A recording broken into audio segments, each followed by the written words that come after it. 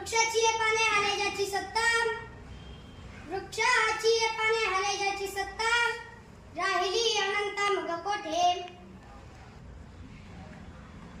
असा असणारा भगवान परमात्मा ज्याने नातरांच्या घरी 36 वर्षे चाकरी केली. तुम्ही म्हणता काय केली? पहिले 12 वर्ष धुणं धुतले, दुसरे 12 वर्ष चंदन घासले, उरल्या किती तर 12 वर्ष ती काय केली? कावडीने पाणी भरली.